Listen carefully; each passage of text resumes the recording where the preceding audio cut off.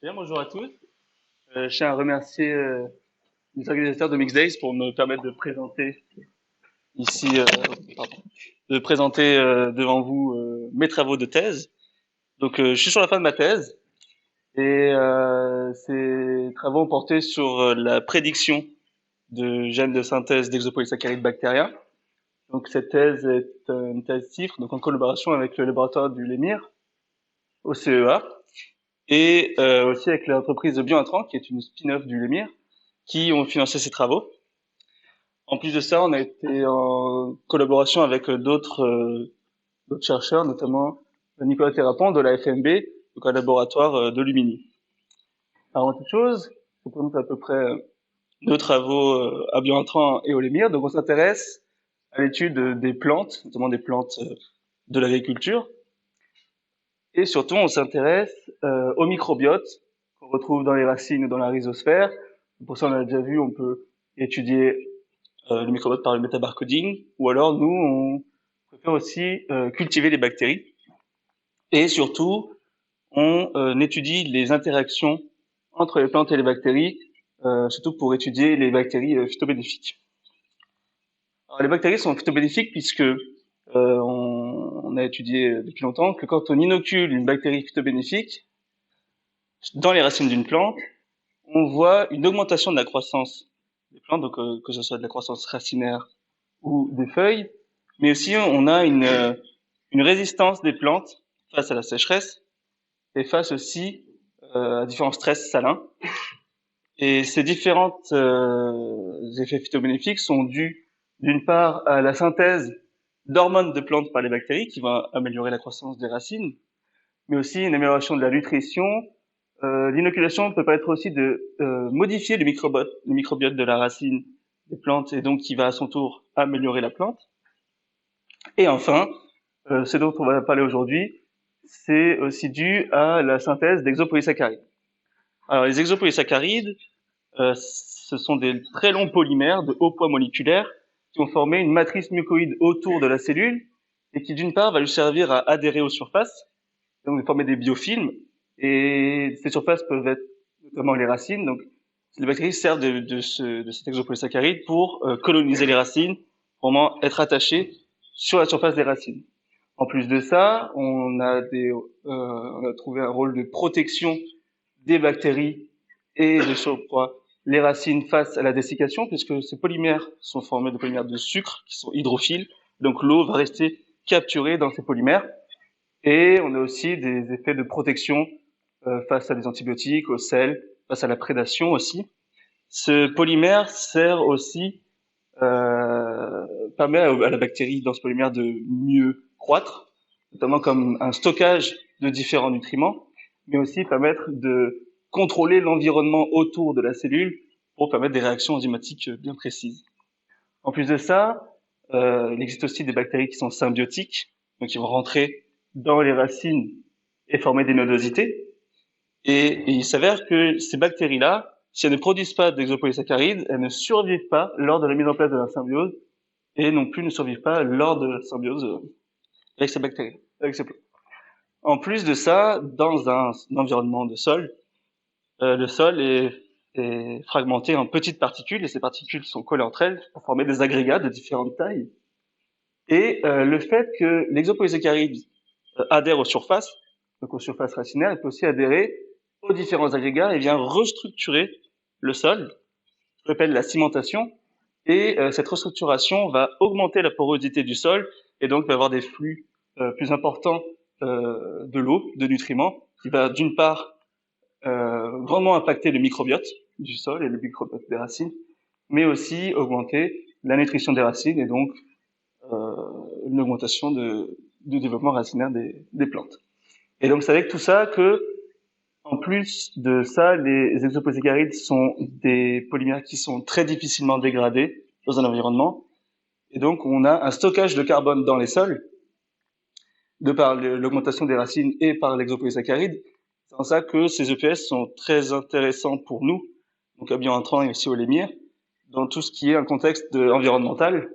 Donc vous savez, le stockage du carbone dans le sol, mais aussi l'amélioration des plantes de culture en France. Et donc, dans mes travaux de thèse, bon, on voit pas, mais j'ai travaillé sur l'espèce Rhizobium malami.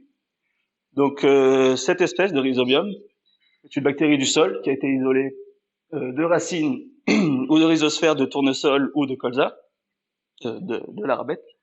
Et contrairement à d'autres rhizobiums qui sont symbiotiques, celle-là n'est pas symbiotique et ne fixe pas l'azote. Mais on sait qu'elle produit des auxines, donc qui est lié à la croissance racinaire des plantes, mais surtout produit un EPS. Donc ici, vous voyez en microscopie ces gros amas là, c'est de l'EPS, qui n'a pas d'EPS ici. Et sur boîte, on voit bien que c'est un polymère très visqueux, très hydraté, qui sert à coller aux surfaces. Et donc nous, on a étudié 11 souches de Rhizobium malami, et on sait que ces souches produisent un EPS de structure différent. Donc on n'a que 4 EPS différents. Ici, je vous présente les groupes de souches qui produisent le même EPS. Donc ces 4-là produisent le même EPS, ces 3-là un autre, etc. Alors, avant toute chose, on a voulu tester l'effet phytobénéfique de 2 souches de Rhizobium malami, donc GBV 030 et IH34, qui produisent la même structure d'EPS, qu'on a inoculé dans les racines de colza, avec un stress hydrique, pour tester la protection des plantes face au stress. Et on a remarqué qu'avec l'inoculation de ces souches, les plantes avaient une plus grande surface foliaire que les plantes qui étaient soumises au stress sans inoculation, et surtout on avait une augmentation de la biomasse foliaire des plantes. Donc malgré le stress hydrique imposé aux plantes, l'inoculation a permis de retomber sur un niveau foliaire du témoin non stressé. Et donc ça, c'est d'une part dû aux auxines et aux exopolysaccharides, mais en plus, on s'est rendu compte que, en étudiant le microbiote des différentes conditions, l'inoculation des souches avait modifié le microbiote racinaire.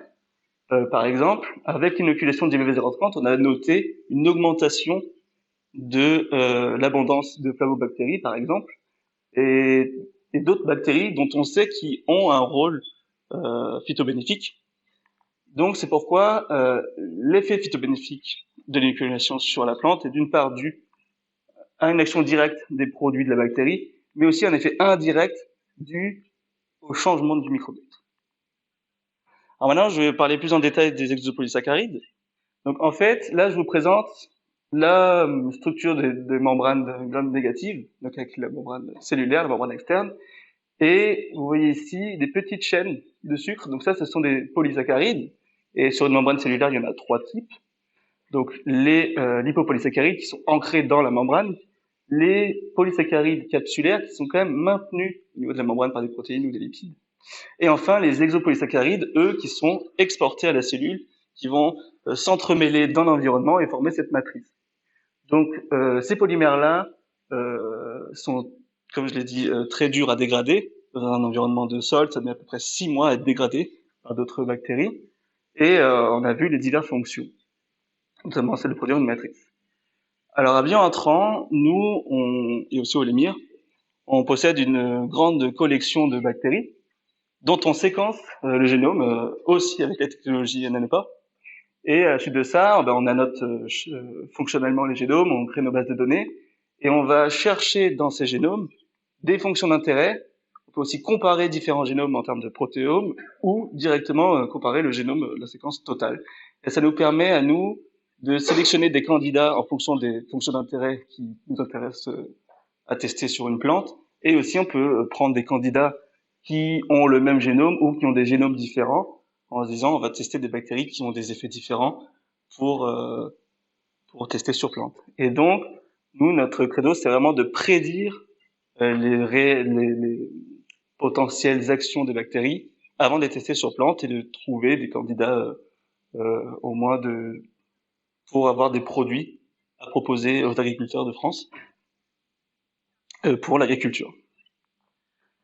Alors en termes de fonctions d'intérêt qu'on recherche, nous, pour l'instant, on s'intéresse sur la nutrition de la plante, donc avec toutes les voies de synthèse, donc soit la fixation d'azote ou ici la nitratation, la nutrition du phosphate, du fer, aussi les productions d'hormones, de phytohormones de plantes, et enfin les exopolysaccharides. Et pour cela, on utilise différentes bases de données, différents moyens. Notamment quand on fait de l'annotation fonctionnelle avec l'outil Protka, on a des gènes, l'outil attribue des noms de gènes qui sont connus pour être intéressants. On a aussi des descriptions de gènes qu'on utilise. On a aussi anti-smash pour les métabolites secondaires. Ou alors on utilise aussi des bases de données comme PFAM, qui sont des domaines protéiques fonctionnels. Donc des protéines peuvent contenir plusieurs domaines PFAM en fonction de leur fonction. Et on annote aussi avec les DC numbers pour avoir les voies métaboliques, donc on peut regarder, comparer avec les voies de Kegg, pour avoir les réactions métaboliques qui nous intéressent. Mais malgré tout, avec toutes ces annotations-là, ça reste difficile de trouver les gènes de synthèse d'exopolysaccharides dans un génome. Alors ce qui est fait généralement, c'est qu'on connaît des gènes de synthèse pour certaines espèces étudiées. On peut blaster ces gènes contre un génome, mais ça reste quand même cantonné au genre. Donc des exopolysaccharides de rhizobium vont blaster contre des exopolysaccharides de rhizobium, mais pas contre des exopolysaccharides de Pseudomonas, par exemple. On peut aussi, quand on étudie une bactérie inconnue, on peut faire de la mutation aléatoire, et ensuite on va cribler tous les mutants pour chercher les mutants qui ne font pas de PS, et comme ça on peut voir le gène qui a été impacté. Et c'est une technique qui prend beaucoup de temps quand même, de cribler des bases de données, des bases de mutants. Donc ensuite, à bien entrant, on compare les génomes directement. Donc ici, nous ce qu'on fait, c'est que d'abord, quand on a une souche une bactérie d'intérêt, on séquence le génome pour pouvoir avoir sa taxonomie. Et après, une fois qu'on a séquencé le génome, on compare directement le génome avec la distance match. Et là, vous voyez, il y a quand même quelques différences entre les deux méthodes, ce qui est normal. En tout cas, ce qui est important, ici, je vous ai présenté, donc c'est une comparaison de génome de rhizobium et de cynorhizobium. Donc, en termes de genre, ça clusterise bien ensemble.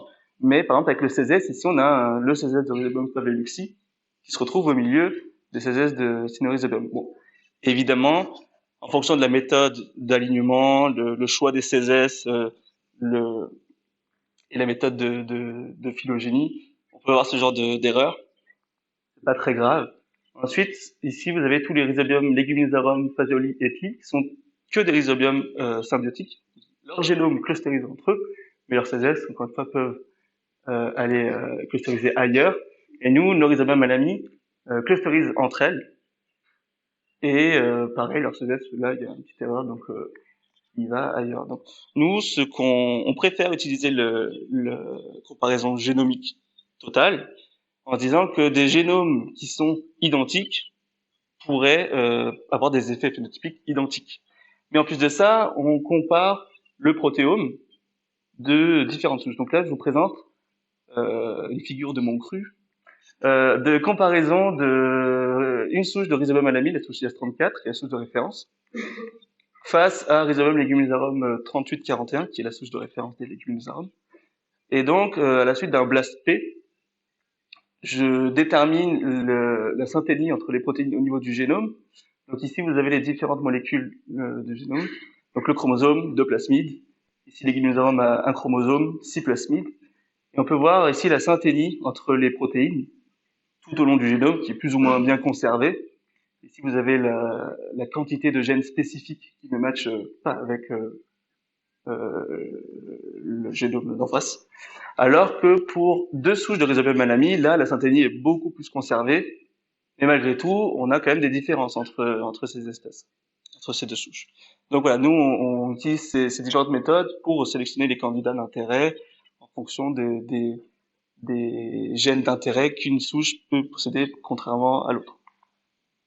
Mais quand on veut comparer des exopolysaccharides, là-dessus, ça devient un peu plus compliqué, parce que d'une part, il faut le synthétiser, donc quand une bactérie est en présence d'un sucre qu'elle peut utiliser, elle va produire des exopolysaccharides pour stocker ce carbone en surplus.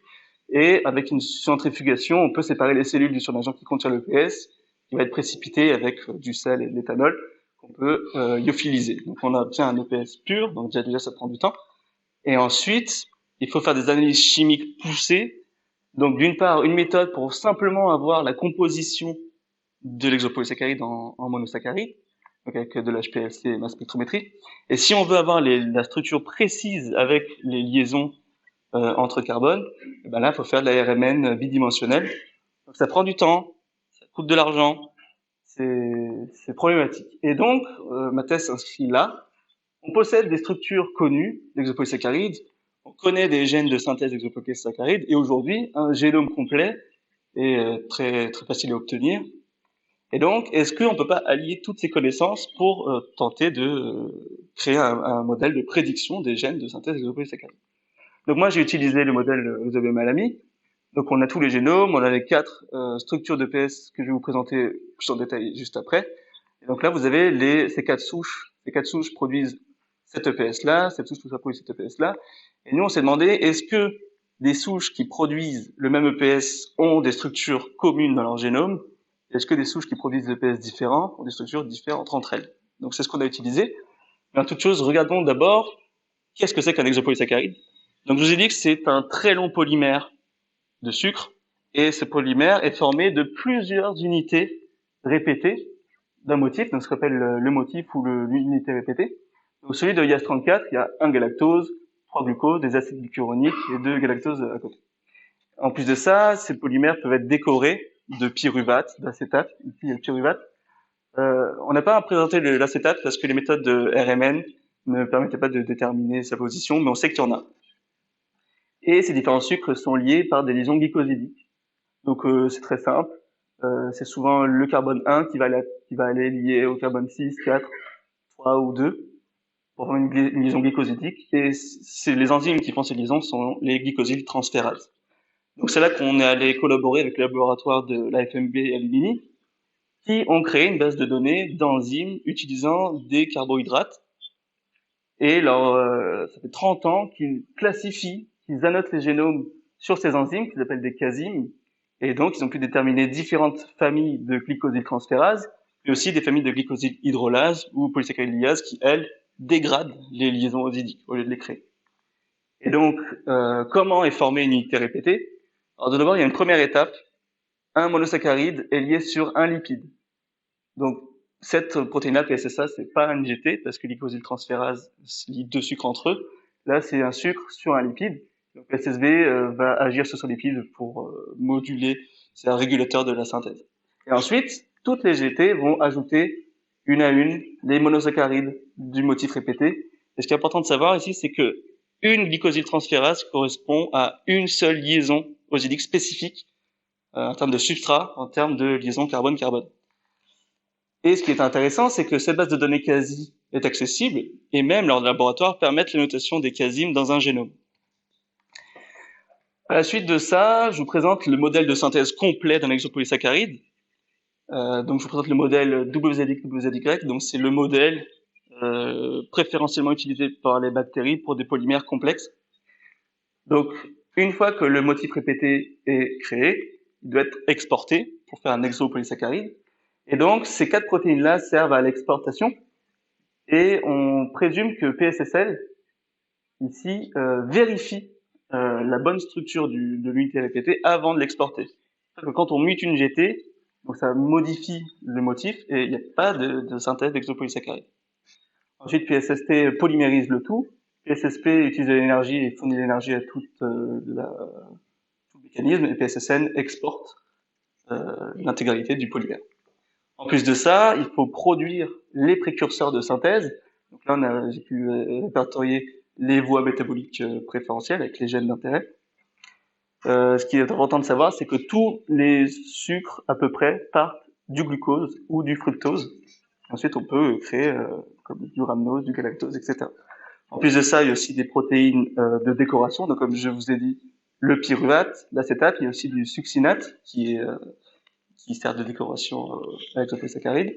Et il y a aussi des protéines qu'on dit de modification qui viennent retirer certains acétates pour moduler la décoration d'un polymère. Enfin, il y a 2 protéines de transport, PRSD et PRSE, qui sont un ABC transporteur et un facilitateur, qui vont exporter les glycosylhydrolases dans le périplasme et qui vont aller couper le polymère pour obtenir des tailles différentes de polysaccharides. Maintenant, si on s'intéresse aux gènes, donc ici, je vous présente les gènes plus ou moins connus de synthèse d'exopolysaccharides, donc par exemple le WELAN du sphingomonas. Et ce qui est intéressant, c'est que dans la majorité des cas, les gènes sont regroupés, ce qu'on appelle un opéron fonctionnel, Et surtout, ces opérons-là contiennent l'intégralité des glycosyltransférases nécessaires à la synthèse des exopolysaccharides, les décorateurs, les transporteurs, les précurseurs. On retrouve quasiment tout. Donc ça, c'est une donnée qu'on a gardée en tête pour la prédiction, parce que ça va être important. Donc là, je vous présente un autre exemple plus concret sur Rhizobium leguminosarum, qui a été beaucoup étudié, notamment la suite de référence 3841. Donc ici, il y a son opéron de synthèse d'exopolysaccharides qui contient tous les gènes d'intérêt. Et ici, je vous présente son polymère, son motif répété. Ce qui est important, c'est que les souches TA1 et Rhizobium ethyl CFN42, elles aussi, synthétisent les mêmes polysaccharides. Et donc là, pour lire cette figure, en fait, c'est que toutes les souches ont cet opéron, et seulement les différences sont représentées au niveau des lignes. Et donc ce qu'on peut voir déjà, c'est que là, il y a 3 GT qui forment les mêmes liaisons glycosidiques, donc on a une redondance. C'est pour ça que TA1, on a une délétion de H et G qui ne sont pas importantes puisque PSSI va pouvoir faire le reste de la synthèse. En plus de ça, on peut voir que le gène PSSA et PSSB, qui sont les initiateurs de synthèse que je vous ai expliqué plus tôt, eux sont éloignés de l'opéron, sont ailleurs. Donc on peut avoir certains gènes qui sont à l'extérieur de l'opéron. Donc ça aussi, c'est à prendre en compte pour la prédiction. Mais en tout cas, ce qui est intéressant, c'est que 3841, TA1 et CFN42 ont les mêmes glycosyltransférases et elles ont le même exopolysaccharide. Donc, la structure est quand même fortement liée aux glycosyltransférases. Donc, ensuite, une fois que j'ai étudié tous les gènes d'intérêt, il a fallu chercher une méthode pour les annoter dans un génome, pour les rechercher. Donc là, je vous donne l'exemple de PSSL, qui est le premier transporteur. Donc c'est un transporteur membranaire qui a des domaines transmembranaires, très bien. Mais ce qui était très intéressant, c'est que ces protéines avaient des domaines PPAM spécifiques. Donc PSSL avait 2 domaines, 13440 et 14667, qui sont décrits comme des domaines de biosynthèse d'exopolysaccharides, donc c'est pas mal. Et surtout que dans les bases de données Interpro, 22 000 protéines avaient seulement le premier domaine, 12 000 avaient les 2 domaines, et en plus de ça, ce deuxième domaine était aussi associé au domaine 01943, qui lui aussi est un domaine de synthèse d'exopolysaccharides. Donc en gros, ce qui est intéressant ici, c'est que les différentes protéines d'intérêt avaient plusieurs architectures de domaines PPAM. Et donc ce sont ces architectures-là qui ont été recherchées dans un génome pour annoter les gènes. Donc je suis allé chercher toutes les architectures des autres gènes d'intérêt. Pour les glycosyltransférases, c'était différent parce que ces enzymes-là peuvent être associées à d'autres protéines et ont énormément de domaines PPAM associés à ces fonctions-là. Et il y en avait beaucoup trop. Donc on a testé différentes méthodes, notamment CASI, donc l'équipe de recherche à Lumini qui sont la référence, parce que eux, ils ont créé leur propre modèle, leur propre domaine protéique pour annoter les glycosyltransférases. Et quand ils annotent un génome avec ces CASIM, s'il y a des gènes qui sont où la notation est pas très bonne, ils vont aller manuellement regarder ce qui se passe pour trancher si c'est une GT ou si c'est pas une GT. Donc c'est pour ça que c'est la méthode de référence. Ensuite, on a testé la méthode d'annotation avec IMAPper, qui donne une colonne d'annotation quasi. Donc on s'est dit bon bah on va utiliser cette colonne, elle est très bien. Ensuite, quand on annote avec Procap, je vous ai dit qu'il y avait une description des gènes, et donc on s'est dit on allait récupérer tous les gènes dont la description contenait les glycosyltransférases. Et enfin, on a aussi annoté les génomes avec les IC numbers, avec la base de données Priam. On a sélectionné tous les gènes qui avaient des IC numbers de glycosyltransférases. Donc là, je vous montre cette annotation dans le génome de IAS34, où CASI a déterminé qu'il y avait 76 GT, donc il y a 76 glycosyltransférases dans le génome. Et ensuite, on voit que EGNOG, avec cette base de données, cette version-là, n'en trouvait que 28. Donc il y a quand même il en manque quelques-unes. Priam, avec les IC numbers, et ben pareil, il y en avait 56, et la méthode Proca, simplement avec description, en trouvait 73. Donc c'était pas mal, et en fait, ce qui est un peu dommage ici, c'est qu'il y a des glycosyltransférases qui ne sont pas retrouvées par CASI, et eux sont catégoriques, ces enzymes-là ne sont pas des glycosyltransférases. Donc il y a aussi des faux positifs, et aussi ils ne connaissent pas toutes les enzymes, et ils les annotent petit à petit, donc ça peut aussi expliquer ça. Donc pour les annotations des glycosyltransférases dans un génome, quand l'annotation quasi était accessible, on l'utilisait, sinon on utilisait la méthode Proca. Et donc pour les Rhizobium malami, je suis allé annoter les génomes chez eux. Et donc, je vous montre le pipeline d'analyse de prédiction. Donc, chaque génome qu'on a utilisé, on l'a noté avec CASI, on a annoté avec le domaine PFAM pour rechercher les glycosyltransférases, rechercher tous les gènes d'intérêt avec les différentes architectures PFAM que j'ai recherchées. Et comme on cherche des opérons, donc des gènes regroupés ensemble, on a estimé que 2 gènes étaient constitués un opéron s'ils étaient séparés de 10 gènes. Voilà, on a utilisé plusieurs valeurs. C'est ça qu'on a retenu. Donc on a eu la liste des opérons dans un génome. Ces opérons, on leur a attribué un score d'intérêt, donc je vais vous expliquer plus tard, pour pouvoir les classer en termes d'intérêt, parce qu'il y en avait quand même beaucoup. Et enfin, on récupère les gènes autour pour au cas où on aurait manqué des gènes, quand on a tout l'environnement génomique des opérons. Et on sort un fichier, un tableau qui contient plusieurs données du gène, donc sa position, les annotations, les IC numbers, tout ce qui pouvait être intéressant pour affiner la prédiction. Donc ici, je vous montre un exemple de cette annotation de chaque gène d'intérêt dans le génome de IAS34, donc avec ces 3 molécules d'ADN. On peut voir ici qu'il y a beaucoup de gènes uniques qui sont isolés, et donc notamment PRSD, qui est un ABC transporteur. Mais effectivement, il y a des ABC transporteurs un peu partout dans le génome.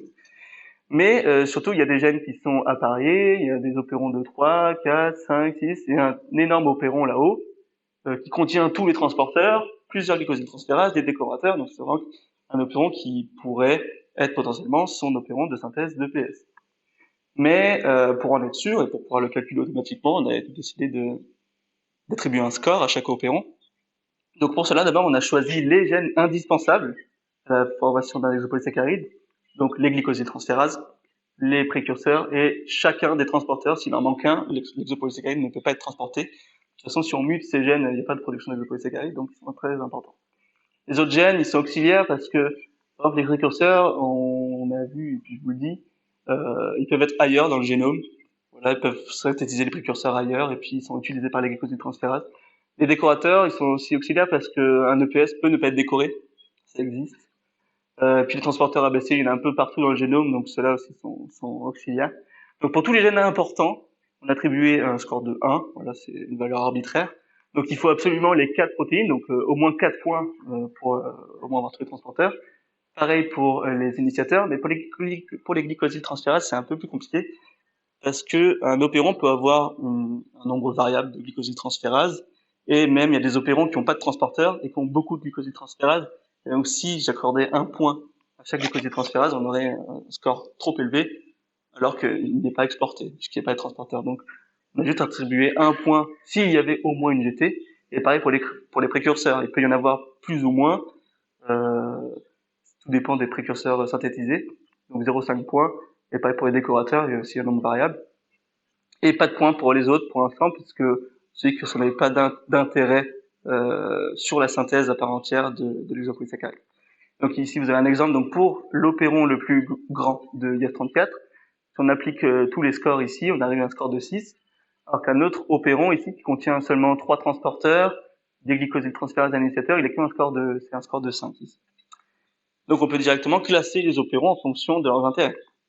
Donc c'est ce qu'on a fait. Une fois qu'on a créé la prédiction, on a testé cette prédiction sur 88 génomes du genre Rhizobium et Cynorhizobium, et c'était intéressant parce que ces genres-là ont été beaucoup étudiés et on sait qu'ils synthétisent plusieurs exopolysaccharides.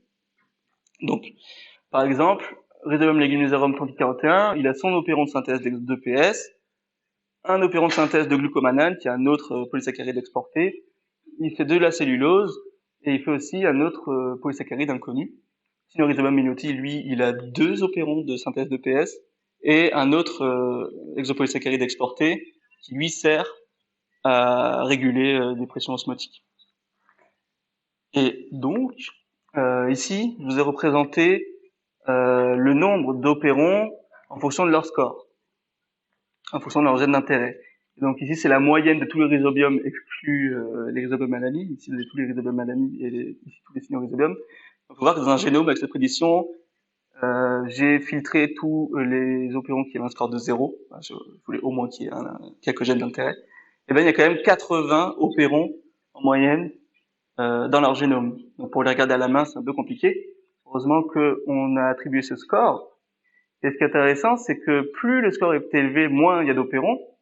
Donc si on filtre en fonction du score, on a moins de données à traiter. Et surtout, plus le score est élevé et plus il y a de transporteurs. Et nous, on a vu qu'il en fallait 4. Et c'est bien parce que seulement les opérons avec un score de 6 ont au moins 4 transporteurs. Donc avec ça, on peut directement se focaliser que sur les opérons d'intérêt. Et quand même, il y en a quand même beaucoup, ça fait 88 génomes, donc on va chercher à les comparer automatiquement, mais d'abord je vous présente la prédiction pour Rhizobium 3841, donc le modèle connu. Donc ici vous avez pareil ces opérons, et là je vous présente leur score. Donc généralement les opérons qui sont plus gros ont plus de chances d'avoir des protéines d'intérêt, donc ont un très haut score. Et surtout, on connaît la fonction de ces opérons. Donc ça c'est l'opéron de son EPS, le polysaccharide en plus, le glucomannan, la cellulose. On arrive à prédire à peu près tous les opérons de synthèse connus. Mais il y a quand même un opéron en plus ici qui a un score de 6, donc qui pourrait être intéressant. Donc on arrive aussi à prédire d'autres opérons potentiels. Bien sûr, il faut quand même valider plus tard la fonction de ces opérons.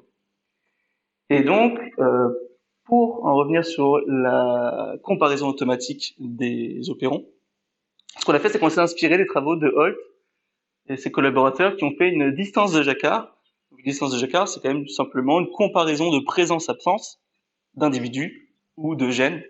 Donc ici, nous, on a comparé la présence-absence des gènes. Donc ici, je vous ai représenté les opérons avec les différents gènes, leur sens de lecture. Et ici, c'était la synthénie entre les deux opérons de ALV118 et ALV104 selon la base d'un BLAST-P. Donc vous avez l'identité protéique ici. Et donc, pour construire cette présence-absence, tous les gènes qui étaient appariés avec une identité au moins de 90% sont ici, appariés. Les deux possèdent ce gène. Ici, il y a un petit gène là qui est unique à LV104, donc seulement LV104 l'a et LV118 ne l'a pas. Et pour les gènes appariés mais avec une identité un peu plus faible, on a noté cette identité-là.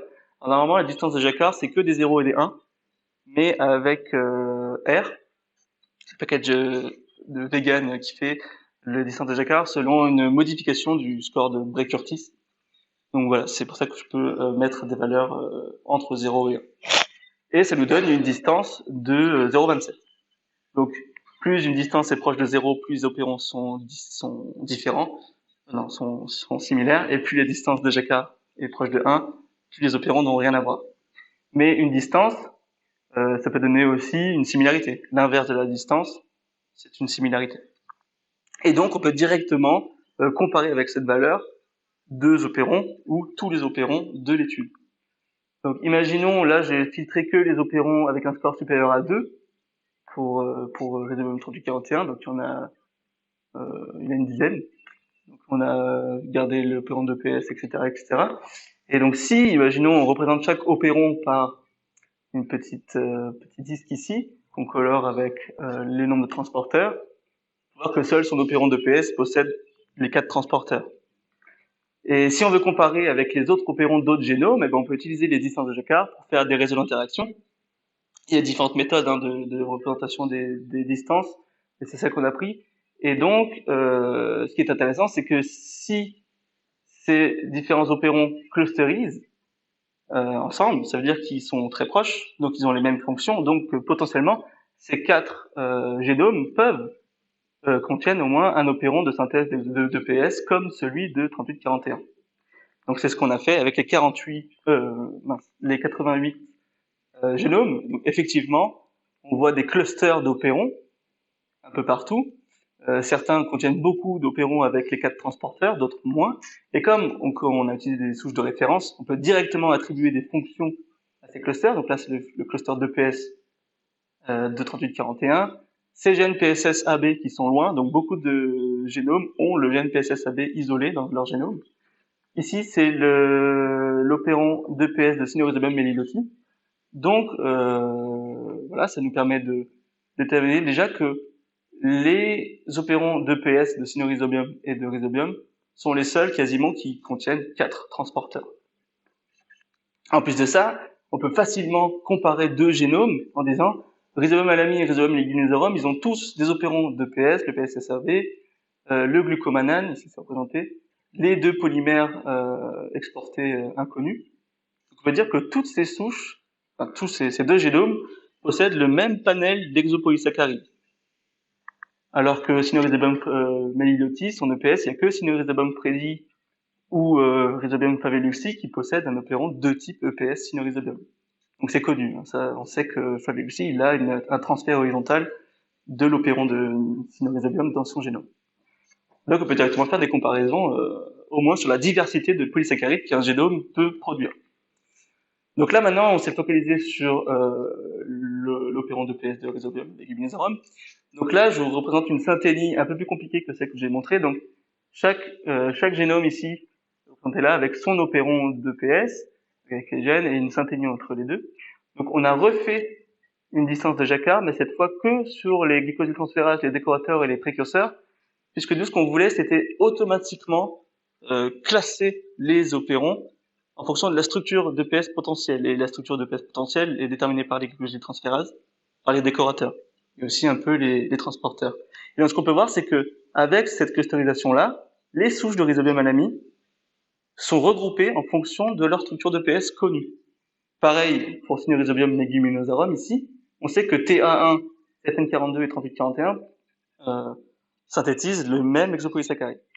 Donc, en plus de prédire des gènes d'intérêt de synthèse d'exopolysaccharides, on peut aussi déterminer quelle souche peut potentiellement produire un EPS différent des autres. Donc ici, sur les 40 génomes, les 40 opérons présentés ici, il y a 12 structures d'EPS potentiellement différentes.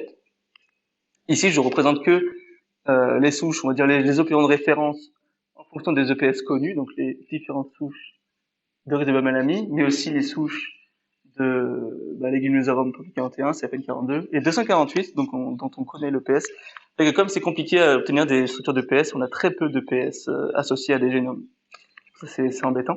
Donc on peut voir ici que par exemple, les deux souches qui possèdent le même EPS, effectivement, ils ont les mêmes glycosyltransférases, ils ont les mêmes décorateurs, donc leur EPS est identique. Alors qu'ici, il y a deux glycosyltransférases de différence, et ce sont ces monosaccharides-là qui sont différents. Donc il y aura une liaison entre les glycosyltransférases et la structure de l'EPS, et on s'est demandé, est-ce que maintenant qu'on prédit à peu près correctement les opérons de synthèse d'EPS, est-ce qu'on peut prédire la structure de l'EPS directement avec les gènes contenus dans l'opéron? Donc là, je vous me présente ici pour vérifier que c'est bien l'opéron de PS de synthèse de Yas34. On a un mutant qui produit pas de PS et il est muté sur ce gène qui a été délété. Donc voilà, on est bien tombé sur son opéron de PS, c'est une preuve en plus. Et donc, on voulait savoir si on pouvait déterminer la structure avec les gènes. Donc là, je vous ai représenté leur opéron seulement avec les gènes de décoration pour l'instant. On peut voir que toutes les opérons possèdent des gènes PSSR et EXOZ.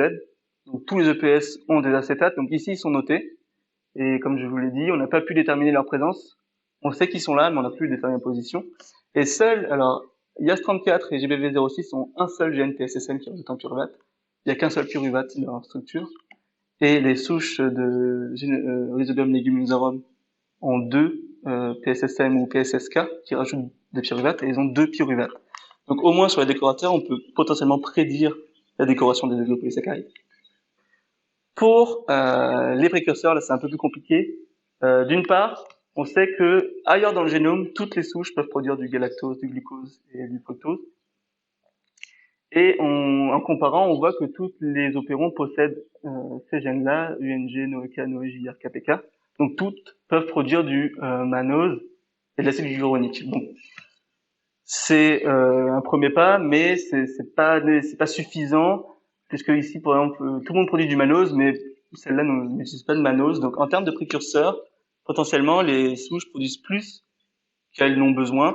Peut-être que c'est évolutivement parlant, elles ont obtenu ce gène et ensuite elles ne l'utilisent pas sans l'avoir perdu pour autant. Concernant les transporteurs, je vous présente que le transporteur PSSL parce que c'est le seul qui a une réelle différence entre les différentes souches. Donc là, je vous présente une heatmap de comparaison des différentes protéines PSSL en fonction d'un BLAST avec leur identité. Et rien qu'avec cette comparaison, on a aussi à nouveau une clusterisation des souches en fonction presque, donc là, pour Alami, parfaitement de leur structure de PS, pareil pour les Leguminosarum. Donc on peut voir que PSSL est vraiment étroitement lié à la structure de l'unité répétée, et ça peut quand même peut-être potentiellement valider le fait que PSSL contrôle l'intégrité enfin la bonne conformation de l'unité répétée avant de l'exporter. Bon, après, il y a quelques couacs. Par exemple, ici, tous les rhizome et les gynosaurums sont pas si bien séparés que ça. Donc, si ça se trouve, leur EPS est très proche et tellement proche qu'il n'y a pas beaucoup de différence entre leurs protéines de transport. Donc, en tout cas, on pourrait presque utiliser seulement PSSL pour déterminer les différentes structures de PS. Et enfin, on arrive au plus gros du sujet, qui était un peu plus compliqué pour cette thèse, c'est déterminer la structure des EPS avec les glycosyltransférases. Donc tout ce qu'on peut dire pour l'instant, c'est que le nombre de glycosyltransférases est lié au nombre de monosaccharides. Donc ici, il y a trois glycosyltransférases, il y a 4 monosaccharides, 2, 3, 6, 7. Donc à chaque fois, il y a un monosaccharide en moins, ce qui est normal, puisque c'est l'initiateur PSSA qui fait le premier monosaccharide. Mais après, c'est un peu compliqué, quoi. On peut juste dire que, par exemple, ici, ALV118 a une GT en plus par rapport à ALV104. Il a un glucose en plus, donc cette GT, c'est sûr, elle ajoute ce glucose, potentiellement, donc il faudrait quand même le vérifier, donc bon, on en est sûr, mais tout le reste, c'est impossible. Et en fait, le problème, c'est que il y a une famille de glycosyltransférases n'a pas de substrat précis. On sait qu'elle en a deux, on en utilise deux pour les attacher ensemble. Il y a pas, on n'a pas la possibilité de déterminer les substrats, en fait. Et c'est parce que la séquence des glycosyltransférases est extrêmement variable entre les glycosyltransférases. Et malgré cette variabilité, il y a quand même la structure 3D qui est conservée, qui maintient l'activité enzymatique. Donc tant qu'on reste comme ça, c'est impossible de prédire la structure des EPS à partir de leur gène.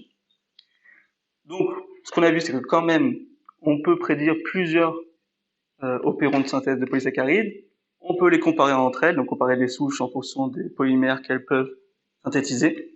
En plus de ça, quand on veut comparer sur un polymère précis, on peut déterminer quelle souche fait des polymères différents, quelle souche en fait des polymères identiques, mais on peut toujours pas prédire la structure. Et donc là où on pourrait travailler, c'est sur vraiment l'association des substrats avec les glycosyltransférases. Donc pourquoi pas de manière bioinformatique. Est-ce qu'on peut trouver des séquences précises? Donc c'est déjà ce que fait l'équipe de CASI, hein, et en fait ils n'y arrivent pas. Il y a vraiment des familles qui sont très larges et qui ont beaucoup de substrats associés à elles, mais on peut pas déterminer. Et encore une fois, c'est à cause de leur séquence qui est trop différente. Donc après, on peut aussi tenter de muter des glycosyltransférases et voir les différences dans les exopolysaccharides, ou alors directement faire des essais chimiques. Et après, il faut faire des analyses chimiques pour vérifier quel était le lien glucosidique et autres, donc c'est aussi compliqué. Enfin, on peut se demander, j'ai déjà fait, et ça se fait aussi très bien, des modèles 3D, avec AlphaFold notamment, pour avoir la cavité enzymatique. Et donc après, avec des méthodes de docking, on peut simuler et voir quel substrat rentre le mieux dans la cavité enzymatique. Mais Casbah, donc un chercheur et ses collaborateurs, ont montré que eux, ils ont voulu regarder à l'inverse, et ils ont une glycosyltransférase, ils ont leur substrat, et ils ont muté chaque acide aminé pour voir à quel moment le substrat pouvait changer. Et il n'y a qu'un seul acide aminé qui a été déterminant pour ce substrat, donc c'est la spécificité du substrat est vraiment très difficile à obtenir rien qu'avec la séquence. Et même les différentes séquences qui sont trop différentes peuvent être un problème pour les modèles 3D, parce que les modèles 3D utilisent quand même au moins un fivefold, des alignements. Et donc quand on peut pas aligner des séquences qui sont trop différentes, on peut pas avoir des modèles 3D précis, quoi. Faudrait faire de la cristallographie, quoi. Donc voilà, c'est à peu près tout. Donc je veux remercier tous les collaborateurs qui m'ont aidé dans mes travaux, comme mon directeur de recherche, l'équipe de Lumini, de CASI pour tout ce qui était glycosyltransférase, au Génoscope, David Valnet, qui est un organisme du CEA qui annote fortement les génomes et donc regroupe plein de modèles d'annotation par gène. Donc ça m'a permis de trouver que c'était vraiment l'épéphame qui était le plus intéressant pour annoter les gènes. Et voilà, je vous remercie de votre attention.